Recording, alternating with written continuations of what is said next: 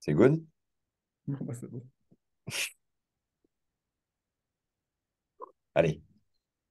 Hello à tous, bienvenue pour ce nouvel hors-série stats avec la SBAR pour parler de Roland-Garros 2023. Comment ça va, Fab? Eh ben, alors franchement, j'ai envie de te dire que ça va bien. Malgré un Roland-Garros qui n'a pas été si bien que ça pour mes clients principaux, qui avait été pour les clients avec qui je travaille de Edge, mais les clients du Main Draw, ça a été mon pire grand chelem. Mais malgré ça, j'ai l'impression qu'on est en train de retirer des choses plus positives que négatives, donc c'est constructif, mais donc ça va. Grâce à ça, ça va.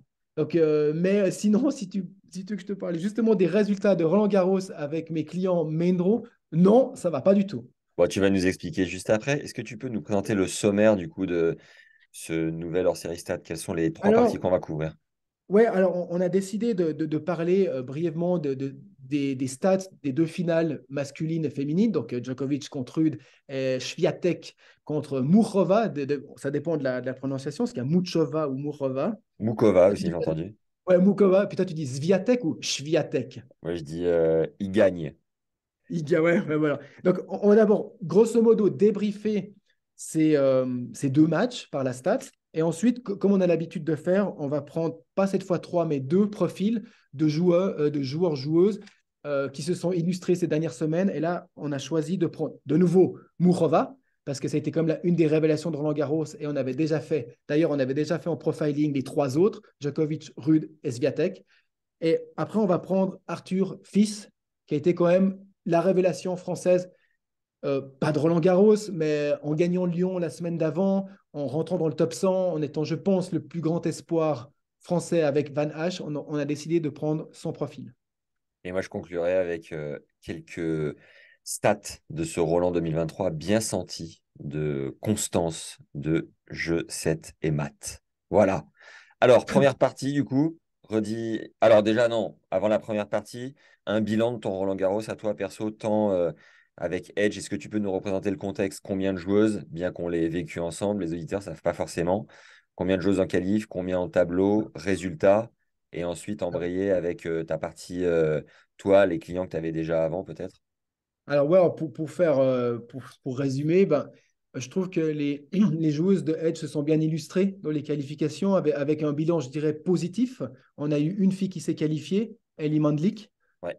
Et Émotion de dingue d'ailleurs, 7-5 troisième allongé sur le ouais, court. Les frissons, un, les un larmes de bel, Dan. un beau moment. C'était vraiment un beau moment. Ouais. Après, on a eu aussi une fille au dernier tour des qualifs, Timofeva. Donc, on a eu, je trouve, dans l'ensemble des bons résultats. Moi, en parallèle, j'ai eu aussi Dominique. J'ai eu quelqu'un qui est arrivé au dernier tour des qualifs, qui a été d'ailleurs après repêché en tant que lucky loser. Parce que, Donc, juste précision, tu peux pas trop te permettre de donner les noms, c'est ça? mais alors, une fois de plus, j'ai l'autorisation de Edge de parler de Edge et des joueuses. Ouais. Mais mes clients privés, ces derniers temps, comme tu sais, j'ai évité de dire leur nom pour qu'il n'y ait pas de confusion. Euh, aussi, peut-être aussi par rapport à Edge, pas qu'on confonde les deux, parce que je suis 100% Edge maintenant. Et ayant eu certains problèmes avec les agents ou les joueurs ou les coachs, j'ai juste fait le choix, sans leur demander, de ne plus parler d'eux. Par exemple, Mahu m'a toujours autorisé, mais même lui, à la fin, je préférais ne plus le citer. En fait, c'est pour éviter peut-être certains problèmes en fait, c'est de la stratégie. C'est que j'en parle plus parce que derrière, des fois, tu peux avoir des retours qui me font perdre juste trop d'énergie. Je dis à quoi ça sert? Je Hmm. pense avoir un contenu aussi assez intéressant sans dire leur nom. Voilà, peut-être j'ai pris confiance aussi. J'ai moins besoin de dire, ouais, alors je vais travailler avec lui pour faire de l'audience. Peut-être maintenant les gens se sont si habitués à ma gueule et à ma voix, ils se disent, voilà, et puis il arrive sans avoir besoin de dire ces fameux noms, mettre un contenu de qualité. En tout cas, c'est tout ce que j'espère. Est-ce qu'on t'a demandé une ou deux photos à Roland en disant Donc, oui, la seule qu'on m'a mais demandé, c'est c'est ça que j'ai fait avec toi. mais c'est la SBAR. Non, mais c'est avec toi. La seule photo qu'on a fait, c'est quand le mec t'a demandé à toi et puis tu t'es venu me mettre de compte. Non, non. Alors, j'ai dit non, non, non. Bah, Ça ceci reste dit, toujours. j'ai reçu un message sur Instagram je crois que c'est une fille en plus qui m'a dit je viens de croiser Fabrice Barrault, je peux mourir en paix. Je crois que c'est un mec. Je crois pas que c'est une fille, c'est un mec parce que j'en ai croisé un et qui Laisse m'a fait des planer, énormes signes. laisse planer la Hein. légende. Ouais, bah, peut-être c'est ça. Donc, non, non, non, non, il y a pas beaucoup de. Non, il n'y a pas une grande notoriété, c'est la réalité. Ou peut-être c'est des gens aussi discrets, mais Qui n'osent même. pas. Ok. Bah, non, en tout cas, je n'ai pas remarqué, je n'ai pas fait de photo avec des gens. Je ne suis pas aussi célèbre que toi. Hein. On peut pas, faut pas confondre. Hein. Il y a Jules Marie, moi et toi. Ah non, ouais, non, Jules Marie, toi, toi et moi. Non, mais c'est la réalité. Après, moi, je suis dans une niche qui est beaucoup plus petite. Ouais. Ça- vous faites quand même du grand public. Bah oui, si. Si, Mm, et moi, je fais un peu de grand public grâce à toi, en l'occurrence. Donc, chaque fois que je fais du grand public, tu es aussi remis en avant. Donc, finalement, non, je ne peux pas avoir ta notoriété, c'est clair que non. Bon, alors, la Moukova, est-ce qu'on non, on démarre par qui du coup? On commence par la finale masculine Ok, entre Djokovic et Rude. magnifique. Donc, en termes de stats, alors déjà, j'ai envie de dire que, aussi pour que les gens aient conscience de ça, c'est que je n'ai pas analysé les matchs et j'ai pris les statistiques qui sont sur le site de Roland Garros, donc ils sont accessibles à tous. Donc, il n'y a pas de fierté d'avoir tagué moi-même le match. Non, pas du tout. On a décidé aussi au dernier moment de faire les débriefs de ces deux matchs que je n'avais pas statsé et que j'ai aussi un emploi du temps assez chargé que je n'ai pas pu me permettre de faire 3, 4, 5 heures d'analyse supplémentaires. Donc, j'ai pris les stats existantes qui sont des stats, si on les manie bien, où on peut trouver certaines choses intéressantes. Ça m'a permis aussi de découvrir le site de Roland Garros par rapport à leur partie statistique, avec leurs forces et leurs faiblesses, on dira. Et j'ai pu retirer quelques statistiques, et vu que je comprends assez bien les chiffres, j'ai pu broder quelque chose autour qui fait du sens en termes, au niveau des chiffres en tout cas. Ouais, parce que Donc, l'idée, c'est que, évidemment, tu puisses nous les interpréter avec plus 30-40% de vision inside que monsieur, madame, tout le monde, qui va juste se dire, voilà, ah, ok, exactement. 30 fautes directes, ah, d'accord, ok. Toi, Exactement. tu vas avoir une lecture un peu plus poussée, j'imagine. Et puis, je vais faire des parallèles avec des recherches, avec d'autres joueurs qui vont, j'espère, j'espère rendre l'analyse intéressante. Parce que, Allez, voilà. on y va. Donc, Djokovic, tu vois, il y a un truc que je trouve, qui m'a interpellé quand j'étais voir ses stats, c'est que Djokovic gagne le match entre une et quatre frappes. Il a gagné et pas dans les rallyes de plus de 5 frappes. Donc, on dit que la terre battue, c'est une surface lente qui privilégie les échanges longs, Ouais, mais la différence a été faite à 100% dans les rallyes courts sur ce match. Donc, voilà pour les chiffres. Djokovic a gagné 65 points entre une et quatre frappes contre 34 pour Casper Ruud. On est quasi au double de points gagnés entre une et quatre frappes. Par contre, quand le rallye s'est prolongé dans plus de 5 frappes, Djoko a gagné 53 points face à 55. d'accord. Donc, on est vraiment. Après, on peut dire qu'ils ont gagné le même nombre de points dans les rallyes de plus de 5 frappes. Mais, mais il y a une différence énorme de 31 points dans une 4 frappes. Donc, tu vois, ça pourrait paraître un peu bizarre parce que là, on dit terre battue, ça va être des rallyes longs. Celui qui va être le meilleur sur des rallyes longs va gagner le match.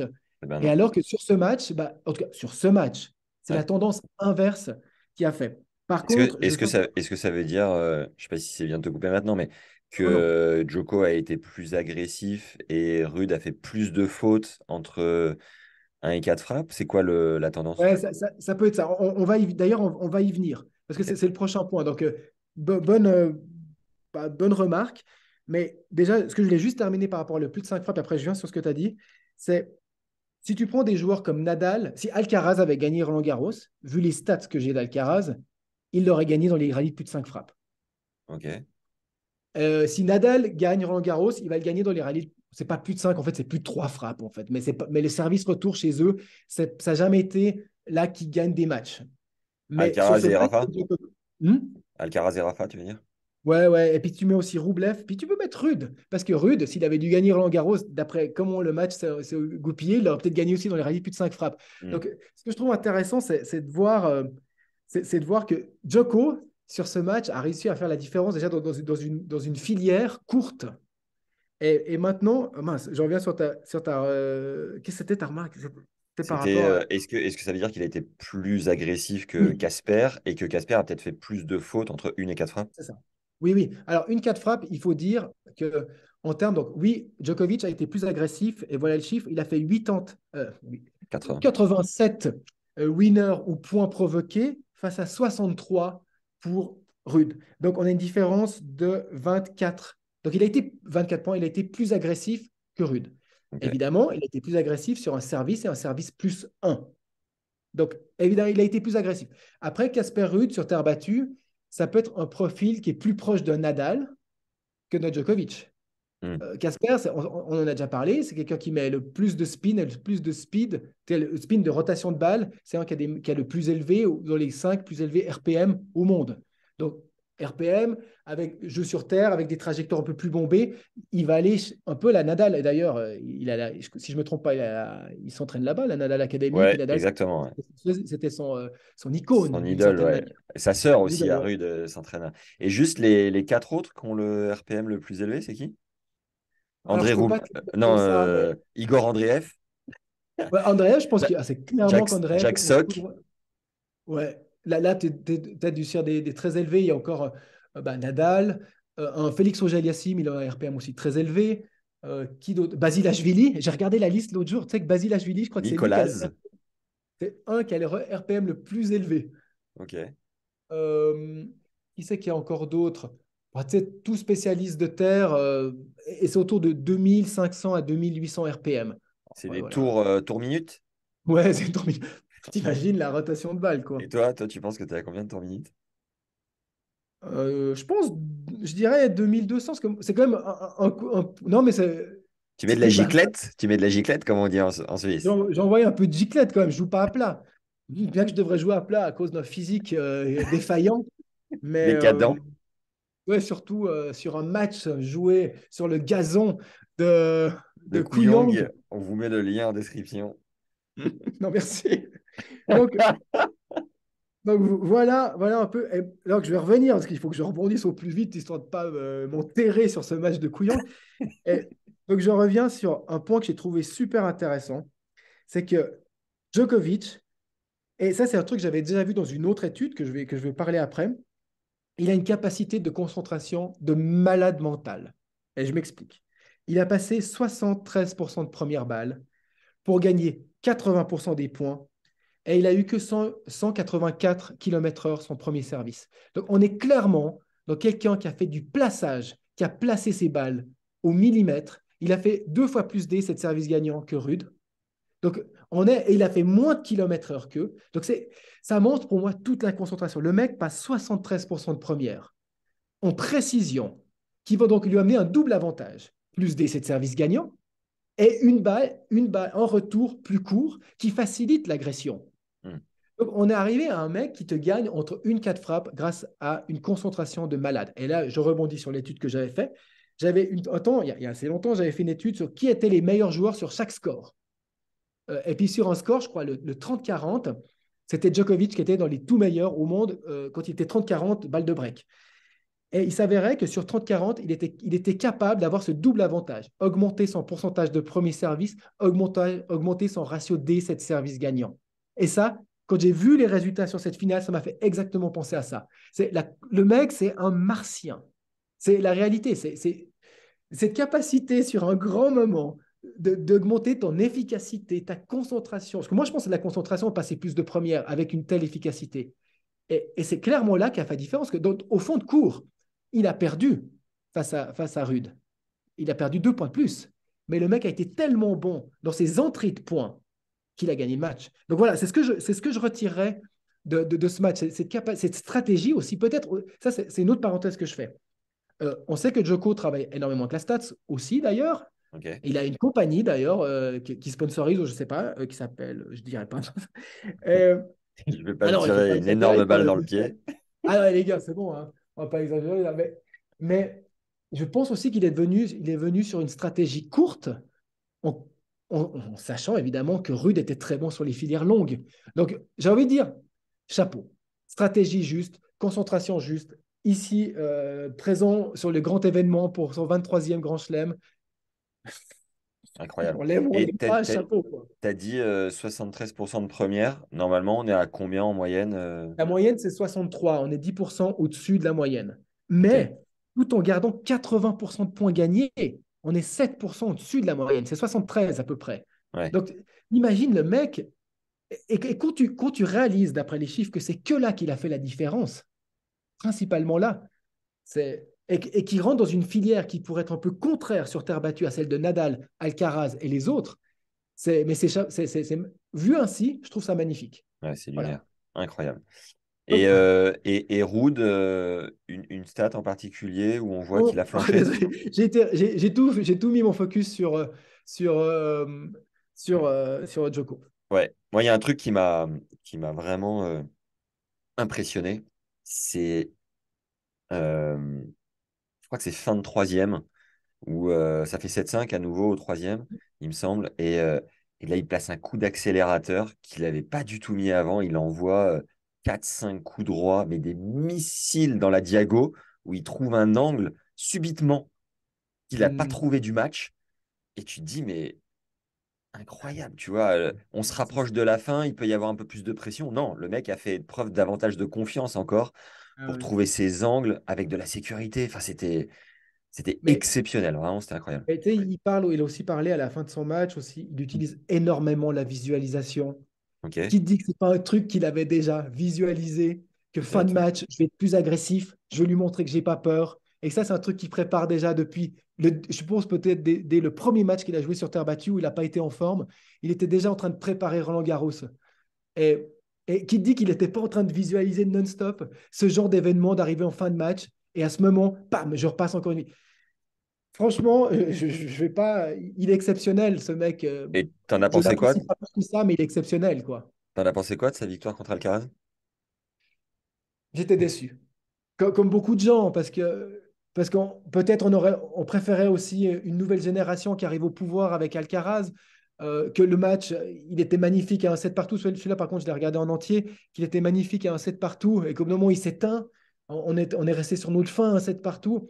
Mais, mais il montre que qui a été le plus fort mentalement sur un événement aussi important, c'est Djoko. S'il a crampé de tout son corps Alcaraz, il y a une raison, c'est que Ouais. mentalement, il n'était pas prêt. Après, comme il l'a dit, il va apprendre de ça et il va devenir plus fort. Et j'ai aucun doute par rapport à ça. Mais sur cet événement, alors que je pense qu'il avait pris l'ascendant, hein, que Ouais. je- en termes de jeu, il était favori, tennistiquement parlant, il était légèrement favori. Mais voilà, on arrive sur peut-être un peu de chance, un peu de réussite cette fois pour Djoko, parce qu'il aurait pu être peut-être dans un jour aussi moins tendu. Tu sais, Et toi qui les côtoies tous à longueur d'année, tu penses qu'il s'est grillé en allant chercher trop de balles bêtement ou l'enjeu a joué sur le stress aussi? l'enjeu. Il était surexcité dès le départ. Tu vois bien que ses réactions émotionnelles étaient très fortes dès les premiers points. Ça gueulait, ça parlait beaucoup avec son. Il était surexcité. Et cette surexcitation, plus du physique, il a explosé, Un quoi. jeune taureau. Mais tu vois, si on fait un comparatif avec un Nadal au même âge, Nadal n'aurait pas montré, il aurait montré une meilleure gestion de ses nerfs. On n'a jamais vu un Nadal cramper de tout son corps. Après, euh, Alcaraz deviendra un champion monumental. Maintenant, je pense qu'on le sait. Il a cet état d'esprit de se remettre en question. Il a cette maturité de dire voilà, je vais apprendre de mon erreur. Il a la tête sur les épaules. Il a une team qui a la tête sur leurs épaules. Je veux dire, il a tout le package hormis la science, mais il a quasi tout le package, hormis cette facette, qu'on pourra peut-être une fois en parler plus tard, mais il a tout Qu'est-ce le que package. qu'est-ce que qu'est-ce que t'entends par hormis la science? Je ne pense pas que c'est l'équipe qui utilise le plus les technologies. On est encore, tu sais, on est encore dans. Je me fais cette réflexion à moi aussi. On est encore dans cette période où le tennis espagnol et ses valeurs qu'il véhicule de discipline, de travail, d'effort, ça continue de prédominer le tour. C'est quand même une école de base globale, hein, qui est très très bonne, qui a des très bonnes Hmm. valeurs et qui va encore au-delà, qui était au-delà de tous les autres. Tu vois, en termes de discipline, rigueur, travail, acharnement, Humilité aussi. exactement, humilité, remise en question, qui prédomine. Et Alcaraz est encore maintenant dans cette dynamique. Hmm. On peut arriver plus tard vers une dynamique nouvelle. D'ailleurs, la majorité des joueurs du top 10 commencent à prendre cette direction où la science, dont la statistique, mais pas que ça, prend le dessus sur pas le dessus sur la performance, mais influence de plus en plus la performance. Et un jour, il nous faudra juste d'avoir le mec, un autre Alcaraz qui devient numéro un avec ce package complet. Imagine si Rooney devient numéro mondial, alors que maintenant on sait très bien que Rooney, tout est analysé et tout. Là, ça va donner un message pour tout le monde. Hélas, pour nous, les scientifiques du tennis, je dirais, le message d'Alcaraz n'est pas encore dans notre direction. Mais on s'y rapproche encore plus parce que maintenant, de plus en plus de personnes dans le top 10, même la majorité, travaillent avec les sources. Puis même Alcaraz, à sa manière, il travaille avec certaines choses. Hein. Hmm. Il y a la Avant bioméca. de, avant de passer à la finale d'âme, t'es pote avec Mike James, l'analyse de Rune? Ouais, ouais, on est potes sur le circuit. On était, comme on appelle ça, les frenemies, les friends et puis ennemis. Maintenant, on a moins besoin d'être ce sont parce que voilà, il a réussi à sa manière. Moi, je réussis. Voilà, c'est toujours la même chose. Hein. Quand tu dois faire ta place, tu dois un peu te battre. C'est normal que tu as des amis ennemis. Maintenant que la place est faite, qu'il a son projet avec Mouratoglou qui va super bien, que moi j'ai mes projets avec Edge et mes clients sur le tour, on est potes. On s'entend bien. Après, on n'a pas le même mindset, ça c'est sûr, Ok. mais Lui, il est plus on est comment potes. par rapport à toi? Il est plus Mouratoglou. Non, mais c'est la On vérité. a, Il est on beaucoup a plus. compris, on a compris. Voilà. Non, mais il est plus Mouratoglou. Et ça résume bien. Je trouve ils se sont bien trouvés. Et c'est son coach. Mais non, en plus, Mike James est un coach assistant. Hmm. Donc, c'est Plus. Ah plus. ouais, Il a de nouveau. C'est un coach à la base. Il a de nouveau ce double rôle d'être le coach assistant qui gère les sciences d'une certaine D'accord. manière. Et ça, c'est un petit peu. En tout cas, il y a un point de vue où tu as vraiment réussi, ça c'est certain. C'est d'un point de vue textile. Parce que là, le polo, magnifique. Ah, Pour ceux qui sont sur le podcast, passez une tête sur YouTube, ça vaut le coup. il est beau, hein? Il est Je beau. l'ai même pas mis pendant la quinzaine. Et je le sors Ah. maintenant pour toi. Et t'as hâte de récupérer ta dot de Wimbledon ou Oh, pas? elle sera toute blanche, c'est jamais la plus belle. Celle-là, Ah, elle est très très belle. J'ai franchement, Yonex fait.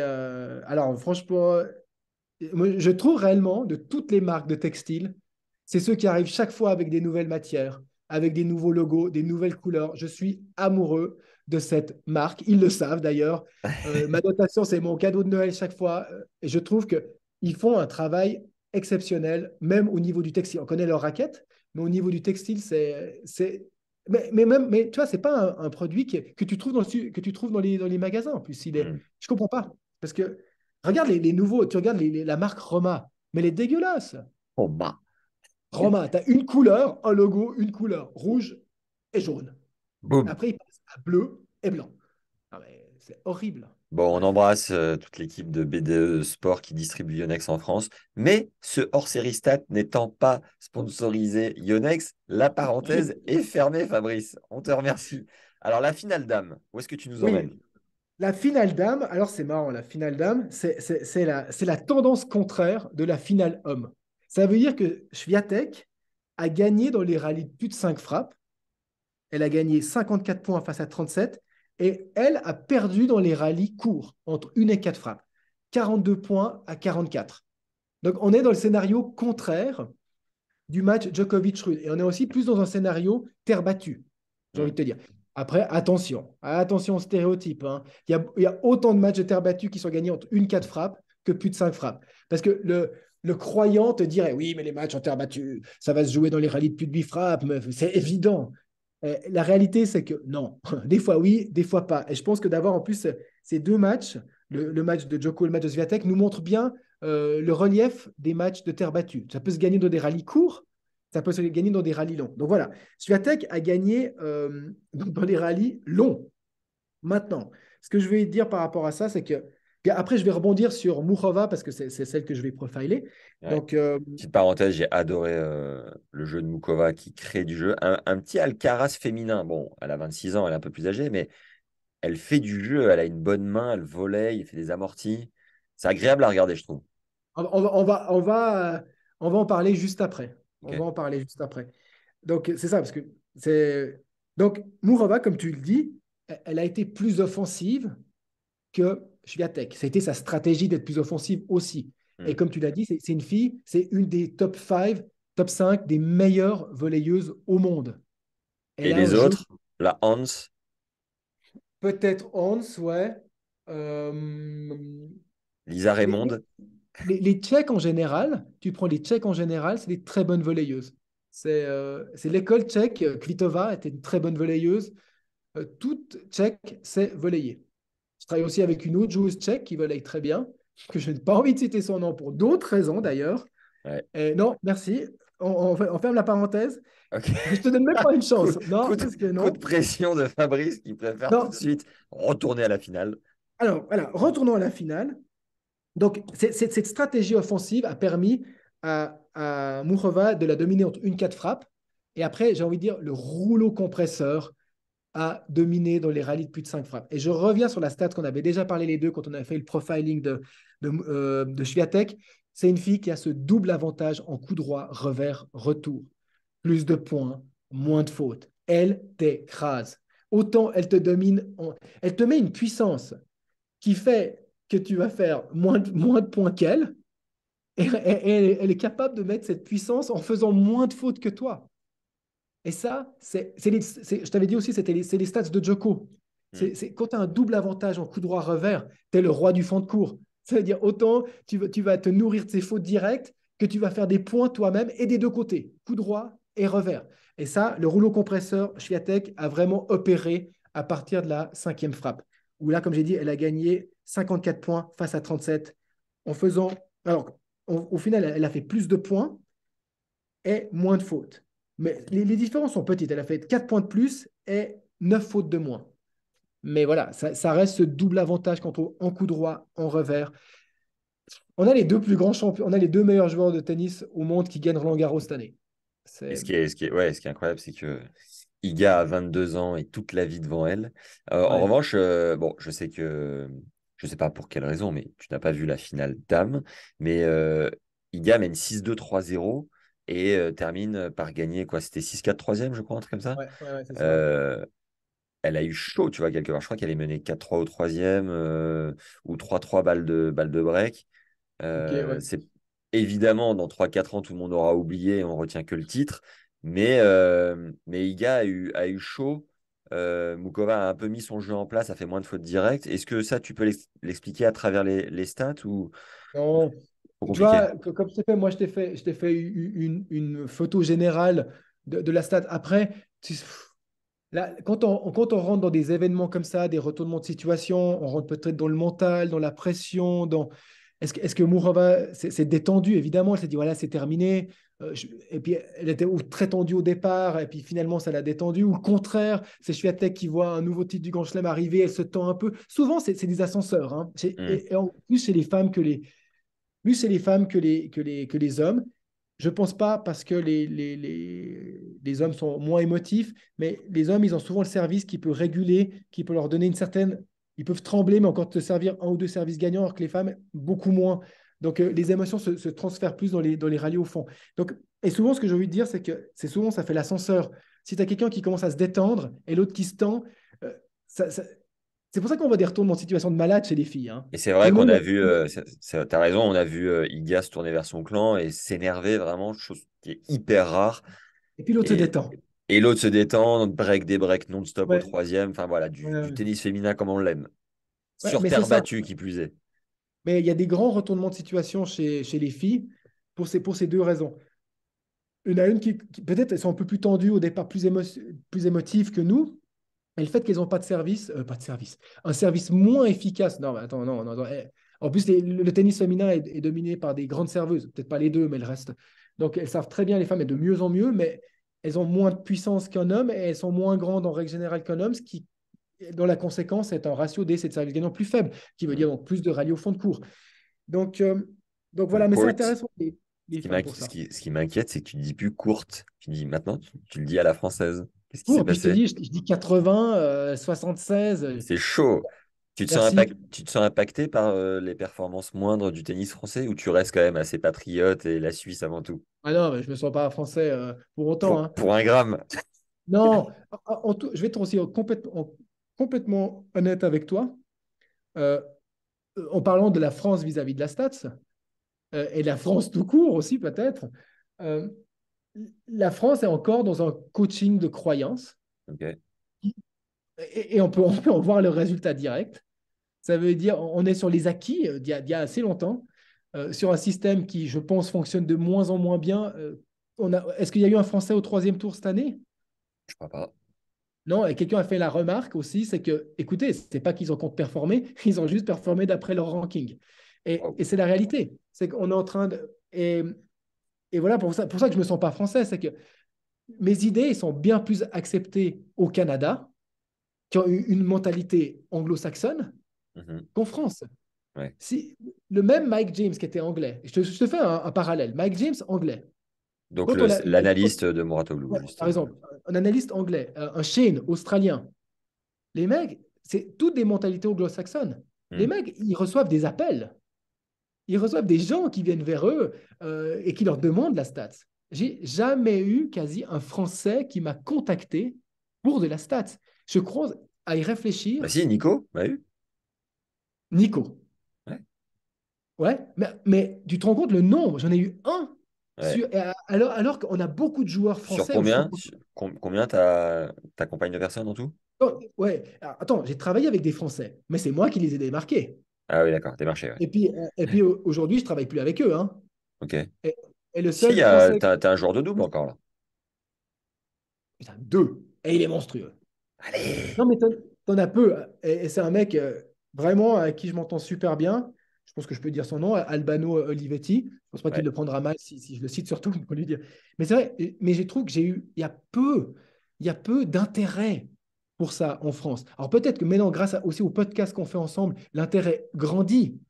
Mais la mentalité anglo-saxonne est beaucoup plus connectée à la statistique. Si on aurait la même mentalité en France, je pense que la moitié des joueurs français, je travaillerais avec. Du coup, je me sentirais beaucoup plus français. Donc voilà, pour D'accord. répondre à ta question initiale, je pense que la France ne m'aime pas plus que ça aussi, quoi. Donc, Et s'il y avait un Français en finale de Roland, émotionnellement, tu t'en foutrais un peu? Tu te sentirais pas concerné? non, pas du tout concerné. Je suis suisse et je suis Ah suisse ouais. italien. Non, Oh mais c'est la réalité. là! La Non, mais sbarre!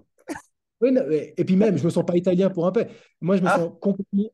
Non, non, je me sens complètement suisse. C'est la Ok. réalité. Je suis suisse, j'ai une mentalité suisse, avec un côté passionné latin, on dira. Mais à part ça, par contre, je vois ce que j'aime bien en France.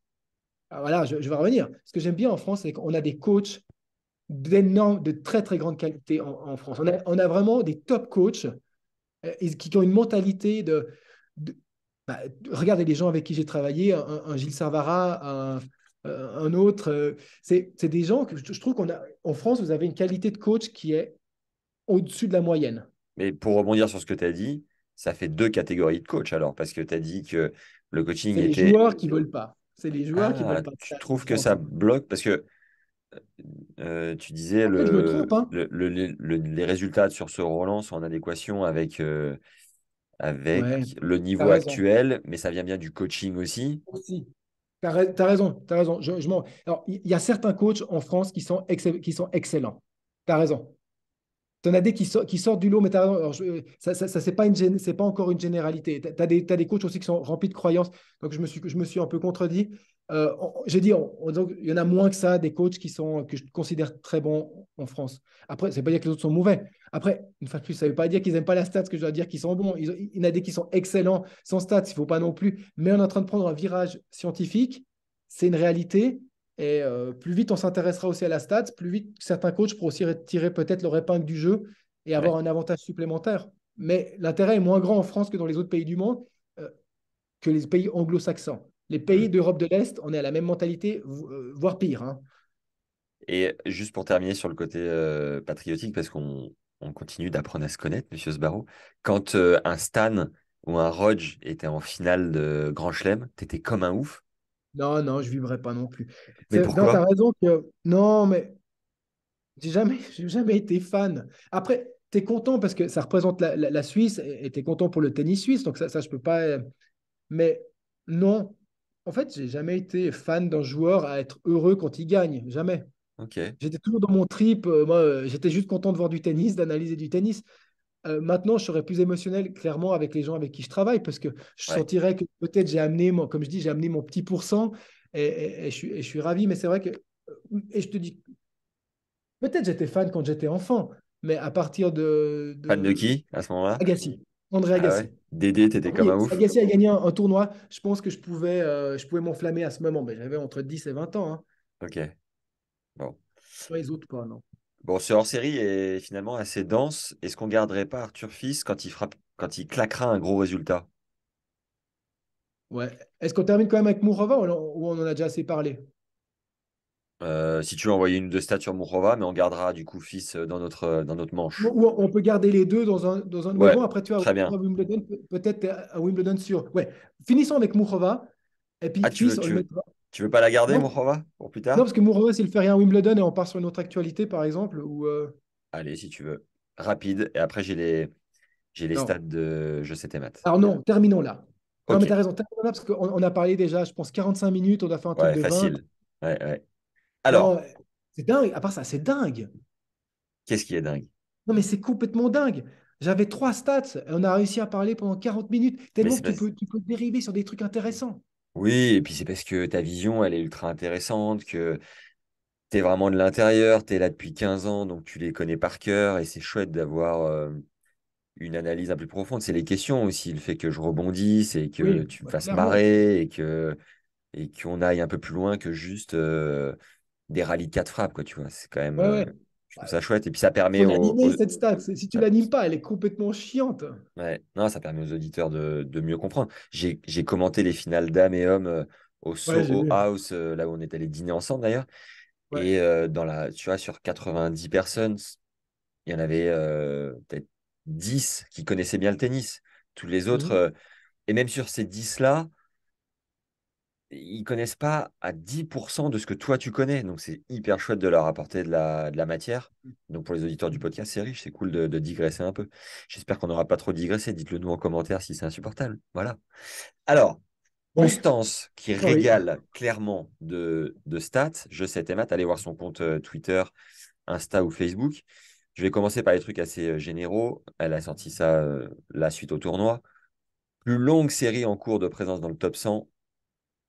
En cours, Richard Gasquet, 925 semaines. Djokovic, 914. Il devrait évidemment passer devant à terme. Marin Cilic, Grigor Dimitrov, Roberto Bautista Agut pour fermer la marche. Et pour info, donc Richard est à 925, Novak 914 et Rafa qui vient de sortir du top 100 a passé lui 1050 semaines euh, consécutives. Voilà. Ensuite, nombre de titres remportés sur le circuit ATP depuis le début de l'Air Open. Connor 109, Roger 103, Novak 94. C'est juste pour montrer un peu la course. Rafa 92. Bon, logiquement, ça devrait être compliqué de rattraper Novak. Record de titres en simple en grand chelem hommes et femmes. Tu sais la première ou pas? Oh, mais record de Grand Chelem? Ouais, Non, la première, c'est quelqu'un qui vient de c'est Margaret Margaret. Court, Ouais, exactement. Margaret Court, ouais, c'est ce que j'allais dire, mais alors, sans pouvoir, limite au bol, quoi. Elle est à 24, donc Novak n'est qu'à une longueur. Et Évidemment, puis son Serena, objectif. elle a 23 avec Novak, c'est ça? Serena est à 23 également avec Novak, ouais. Ah, Derrière ok, ok. Steffi Graf 22, Rafa 22, Roger 20, Sampras 14. Ah, putain. Novak Djokovic est devenu le premier joueur masculin à remporter trois titres dans chaque tournoi du Grand Chelem. Pour récapituler, Australian Open 10, Roland 3, Wim 7, US 3. Maintenant, place à Igagne Swiatek. Chouantek pour certains. Comment tu l'as appelé, toi? Ouais, Sviatek ou Sviatek. Sviatek. Ouais. Certains commentaires disent Chouantec. Donc vraiment, il y en a Ah, pour tout, Swiatek, oh, pourquoi pas, ouais. il y en a pour tous les goûts. C'est la première fois depuis Justine Hénin en 2007 qu'une joueuse a réussi à conserver son titre à Roland. Iga remporte son quatrième titre en Grand Chelem, le troisième à Paris. Et à Roland-Garros, c'est assez hallucinant, c'est 28 victoires pour 2 défaites, 5 participations, 3 titres. Le Elle a jour... des stats qui sont proches de celles de Nadal à son âge. Ils avaient fait un parallèle. Ok, Par contre, je mets un petit bémol. Je suis pas sûr qu'elle va tenir aussi longtemps que lui. pourquoi pas? Non, elle a quand même, je sais pas. Et moi, je pense que sa carrière va pas être aussi longue que. Bah non, déjà, en tant que femme, des fois, les carrières sont plus courtes parce qu'elles ont envie d'avoir aussi peut-être une famille ou peut-être pas avoir des enfants à 38 ans. Tu Ouais. vois? Donc, je pense que par rapport à ça, déjà, ça va. Et puis, Mais non, je la vois moins ton solide intuition... mentalement. Ah Je la vois d'accord, moins solide ok. mentalement que. Ah oui, mais Nadal, c'était. Ah, mais qui peut être plus solide mentalement que Nadal? Djoko, c'est les Bah deux, ouais, quoi. ouais. Mais Swiatek, je la vois pas aller dans cette direction. Alors, Ok. peut-être je me trompe, j'espère pas pour elle, ou Alors, je vois plus fragile. autre stat avant de rentrer dans celle du tournoi. Hommes et femmes confondus, ils ont remporté leurs 4 premières finales en Grand Chelem pendant l'Air Open. Margaret Court, 8 sur 8, finale et titre gagné. Roger, 7 sur 7. Céleste, 6 sur 6. Osaka, 4 sur 4. Et Iga, qui vient de les rejoindre, 4 sur 4 aussi. Solide. Hmm. Alors maintenant, retour en stats sur les 252 matchs disputés dans les tableaux de simple et dames, dans les tableaux de simple, tout simplement, messieurs et dames. 20 têtes de série femmes ont été éliminées lors des 2 premiers tours de ce Roland 2023, et c'est un record. C'est 13 un têtes, score. ouais, 13 têtes de série hommes ont été éliminées lors des 2 premiers tours. Il y avait eu Ouais. 16 éliminations en 2020 et 2021. Tu as une intuition sur le fait que ce soit le record chez les femmes de 20 têtes de série qui ont disparu lors des 2 premiers tours de Roland? Le- T'as pas mal de joueuses qui sont plus tête de série, qui étaient top 10 il y a encore 2 ans. Ouais. Tu prends une Andrescu, je ne crois pas qu'Andrescu était tête de série. Tu prends t'as des têtes de série comme Linette, parce elle a fait péter un gros grand chelem. Le niveau féminin est assez homogène quand même, beaucoup plus. Il y a moins d'hierarchie mais je Hmm. pense que si tu prends la même stats, les top 10, elles ont passé. La majorité des top 10, je pense, qu'on ont quand même passé le premier tour. C'est Ouais, peut-être tu vas voir, entre 16 et 32, tu vois. j'ai une stat un peu plus loin là-dessus, c'est la logique des classements en seconde semaine. 13 victoires du mieux classé des deux joueurs, Hmm. seulement deux Ouais, victoires du moins bien classé des deux joueurs. ouais. Et chez les femmes, 11 victoires de la mieux classée des deux joueuses pour 4 Mhm. de la moins bien Ouais, classée. ouais, Donc ouais, là-dessus, ouais. t'es dans le vrai. Mais moi, je pense que c'est entre 17 et 32, on va dire, la deuxième partie des têtes de série. Tu as des filles, même, t'as des filles tête de série 32, 31. Tu as une Sloane Stephens qui est peut-être pas tête de série, qui vient de gagner qui vient de gagner un tournoi, je crois. Tu as Svitolina qui vient de gagner Strasbourg, pas Ouais. tête de série. Tu as du lourd qui sont pas tête de série. Hein. Sloane qui a gagné à Saint-Malo. Rabat, Saint-Malo. Saint-Malo. Ouais. Rabat, je Donc, sais ouais, plus. ouais, je sais plus, c'était une autre. Non, mais puis tu as des joueuses qui arrivent, qui. Non, mais je pense que c'est ça l'explication. Après, Mon drame personnel, c'est que Diane Parry, qui n'est pas tête de série, n'est pas sortie une ou deux têtes. Ça, c'est. Mais bon, c'est comme ça. Je me console avec toi, Fab, en faisant hors série quelques semaines plus tard. allez, heureusement. Match le plus court hors abandon chez les femmes, 47 minutes. Fraîche contre Zhang. Je connais ni l'une ni l'autre, c'est cadeau. Match le plus long, 3h51 chez les femmes. Haddad Maya contre ta grande amie Soribes Tormo. Euh, Non, c'est pas mon ami, non. non, je plaisante. Chez les hommes, match le plus court en abandon. Tyler Fritz contre Michael Mo. 2-1 et 1, 1h32. Pour info, le premier set entre Rude et Djoko a duré 11 minutes de moins que ce match, 1h21. Match le Ouais, plus long, il y en a eu trois assez impressionnants. Hanfman contre Montero, 4h56. Vavasori contre Keksamovic, 5h10.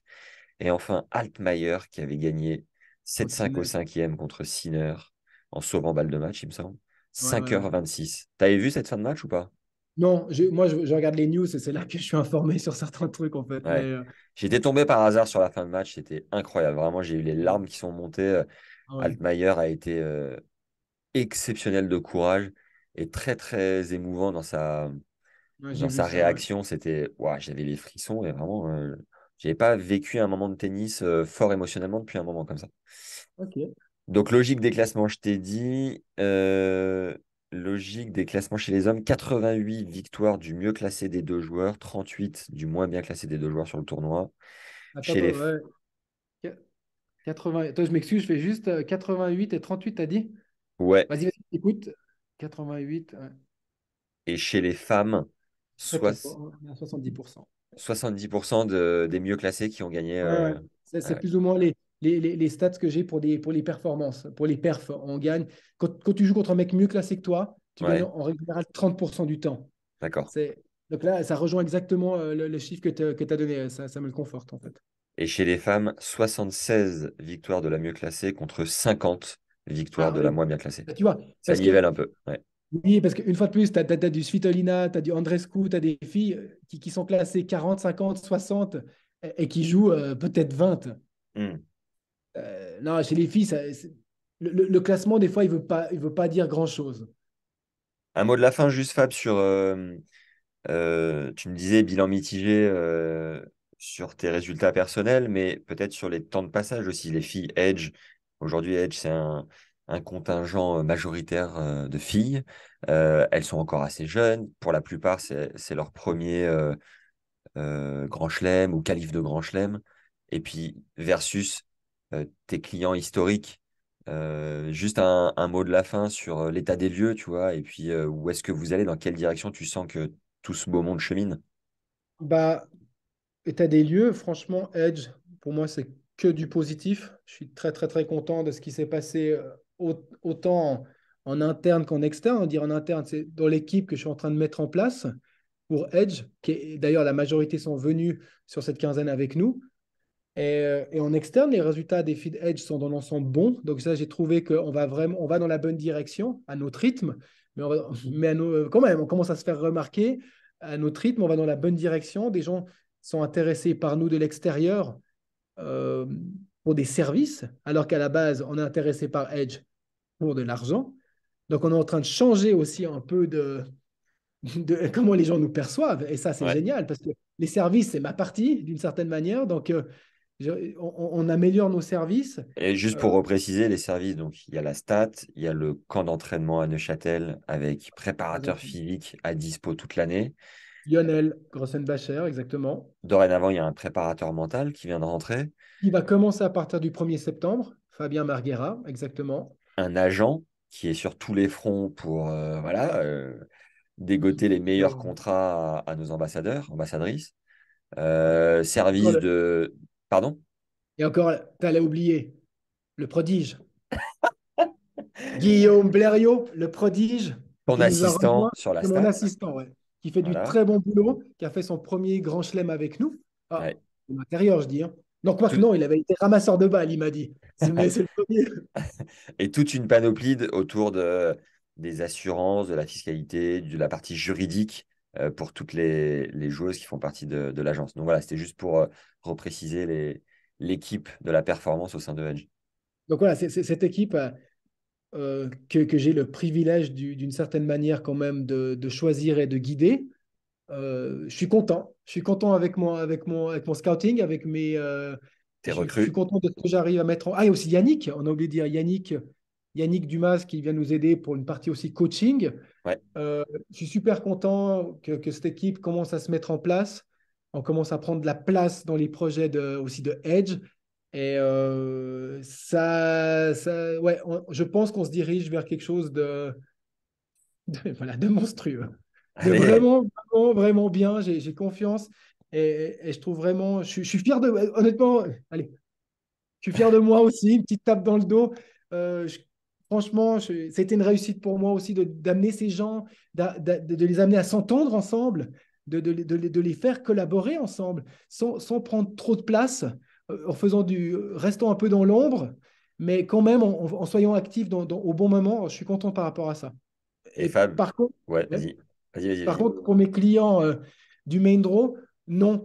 Par contre, ça engage une nouvelle interrogation par rapport à mon rôle dans leur projet, parce que je considère que mon rôle n'est pas mis en valeur dans certains de mes projets, clairement pas mis en valeur, et que c'est de ma faute, principalement parce que je ne me suis pas mis en valeur. J'ai voulu rester derrière à produire, à, à fournir de la statistique. Et je pense que cette manière de penser arrive un peu au bout. La stat n'est pas une baguette magique. C'est un outil avec lequel qu'on doit utiliser d'une manière efficace. Et je pense que pas tout le monde maîtrise encore la statistique, en tout cas pas comme je la maîtrise, ça c'est sûr, parce que ça reste mon champ d'expertise depuis 15 ans. Et je vais peut-être changer aussi un peu de statut et de rôle, ou en tout cas de proposer plus de choses à mes clients. Euh, j'ai été un peu ce que j'appelle un surfeur. Ça veut dire que Mhm. j'ai surfé, j'étais là à leur disposition, je me suis adapté à leurs besoins, mais sans interagir réellement avec eux en leur disant, écoutez les gars, moi je pense que c'est vraiment ça qu'il faut faire. Et j'ai fait ça aussi par stratégie parce que de deux raisons. Je suis nouveau sur le tour. Je ne voulais pas me griller en prenant des risques. Et après, tu sais, tu prends un risque sur le tour, tu peux vite te faire mal voir. Donc, c'était une stratégie de ma part. Et deux, en ne m'investissant pas trop émotionnellement dans les projets, ça m'a donné beaucoup d'énergie pour Edge, qu'est-ce que j'ai énormément développé ces dernières années. Par contre, maintenant, je dois revenir dans de la performance, parce qu'à la base, je suis un coach qui utilise la statistique pour de la performance, et peut-être faire ce virage aussi avec plus d'équipes pour avoir un peu plus d'impact, on dira. C'est pas pour Ouais. autant que je veux devenir coach, mais peut-être oser plus dire mon point de vue, oser plus, voilà, orienter, guider, alors qu'avant, je laissais faire. Et c'est Mm. peut-être ce que je risque de changer dans les mois à venir. C'est pas encore sûr, mais je commence à réellement y penser parce que ça fait plusieurs gros tournois que mes clients ne performent pas. Alors, au bout d'un moment, si ce n'est pas le moment pour se remettre en question, tu ne te remets jamais en question. Et c'est le pire ennemi, c'est de ne pas se remettre en question. Tu peux que descendre. Et là, je me rends compte que je suis en train de descendre et que je dois rectifier, pas descendre en termes du nombre de clients qui augmente, mais descendre au niveau de la performance. Et moi, ce qui m'anime au départ, c'est la performance, c'est pas le surf. Mm. C'est Et hyper, j'étais hyper plus honnête surf de que ta part performance. Donc de. voilà, peut-être je risque de changer un peu ça. Et j'espère pour le mieux en tout cas. Ouais. C'est vrai que pour avoir vécu ce Roland-Garros 2023 à tes côtés, en partie, j'ai été, ouais, vraiment choqué presque de voir à quel point tu étais impacté par la défaite de tes équipes. Et c'est quelque chose que tu vis hyper mal, quoi. C'est vraiment. On sent que c'est dur pour toi, quoi. Ah ouais? Bah ouais, on se retrouvait au resto, tu faisais la gueule comme jamais, quoi. Ah, une fois, oui, mais attends, une fois, attends, non, il faut mettre en circonstance. Mais non, mais tu as raison que ça m'impacte. Mais alors, honnêtement, moi, je vais être peut-être un peu méchant. Ça m'empêche pas du tout de dormir et de me sentir bien le lendemain. Mais Ouais. sur le moment, ça m'impacte. Le jour où on s'est vu au restaurant, je venais d'avoir 6 défaites de suite. Mais il y a eu coup Pour sur le coup, mettre hein. Il y a eu deux fois, 6. hein. Ouais. 6 et dans des situations où des malades, des balles de 7 non converties, il n'y a eu que des scénarios euh, de M, on va dire. Et Ouais. là, tu te dis, putain, j'ai vraiment, c'est pas bon de dire, d'invoquer la chance, mais j'avais vraiment l'impression de ne pas avoir de chance aussi, pas avoir de réussite. Ouais. Et, euh, et oui, ça m'a miné. Je ne suis pas à Roland-Garros pour perdre avec la majorité de mes équipes au deuxième tour. Je te rappelle qu'il y a encore 1 ou 2 ans, je faisais des finales de Grand Chelem avec mes clients. Merde, quoi. J'ai dit à la base, c'est ça qui m'anime. Ouais. Donc oui, il y a et puis cette attitude, ça amène une remise en question. Mais entre nous, ça change rien, ça change pas au grand-chose que j'ai au fond de moi. Et cette confiance que j'ai dit, voilà, je vais rebondir, mais maintenant, c'est le moment de rebondir. Et j'ai très bien dormi la nuit. Donc, j'ai moins bien dormi la nuit à cause d'autres choses, à cause que j'avais, Des j'étais Aoutas. piqué par une espèce d'araignée ou je ne sais pas quoi. Mais sinon, non. Que ça m'affecte, évidemment. Si la victoire, alors, si tu arrives au jour où la défaite des gens avec qui je travaille ne m'affecte plus, please, sors-moi Wake, du projet. wake me Sortez-moi up. du projet. Ouais. Ouais. Si la passion ne m'anime plus et que tu n'es pas heureux ou déçu quand les gens avec qui tu travailles perdent ou gagnent, il y a un énorme problème. Et Clairement. j'espère jamais le vivre. Donc Je oui, te le j'ai été souhaite. impacté. Mais Ok. honnêtement, pas à ce point non plus. Non, non, Ok. non, est-ce que Bon, tu connais des joueurs, à part ça, attends, j'ai des échos. Non, je te refais une dernière parenthèse. J'ai eu des échos de joueurs et plusieurs, avec qui je travaillais ou que je travaille, après une défaite, un coach m'a dit, je ne citerai pas de nom, et puis en plus, c'est un joueur qui n'est pas connu, pas si connu. Il m'a dit, après une défaite de mon joueur, je ne le vois pas pendant 3 jours. wow. Il s'enferme dans sa chambre pendant 3 jours, il ne communique plus. Mais attends, on en est à un stade, et j'ai entendu la même chose par Serena Williams, j'avais entendu ça par rapport à elle aussi. Non, mais les joueurs, donc nous, on est tranquille à côté de ça. Alors, comment je me considère tranquille? C'est plus au niveau superficiel que ça me touche. Au Ouais. niveau profond, non. Tu sais que tu as ton chemin, qu'il y a des solutions, on va travailler. Mais comme j'ai dit avant, il faut me laisser travailler aussi. Et après, si je ne performe pas quand je sens que je travaille, alors je me remettrai en question non-stop et peut-être après je me dirai, bah, ça ne sert à rien, quoi. Mais Hmm. j'espère pas arriver à ça. Bon, on se retrouve à Wim, Fab? On enchaîne comme des malades, Max. On enchaîne comme des malades. Je pars déjà après-demain pour Alais. Je vais me Allô? faire aller peut-être Queens, mais j'espère pas. Mais aller, qualif de Wimbledon, Wimbledon. Puis nous, on se rejoint pour les qualifs de Wim, donc dans même pas 10 jours. Ouais, ouais, j'y vais dans une semaine, jeudi prochain. Ça enchaîne. Et Excellent.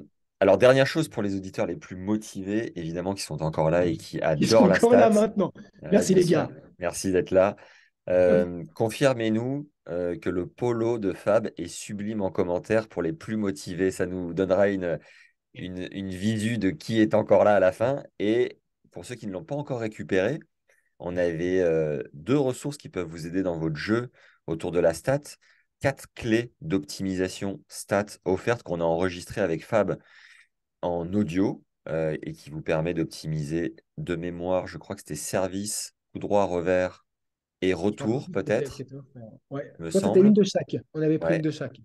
Et la deuxième optimisation, si vous êtes plus dans la rapidité, parce que la première ressource que je viens de vous donner, qui est offerte, hein, qui est en lien dans la description de l'épisode, la deuxième ressource était un quiz qui prend 3-4 minutes à remplir et qui vous livre un résultat avec votre style de jeu et les deux, trois optimisations stats que vous pouvez appliquer dès le prochain entraînement slash prochain match en fonction de votre propre style de jeu.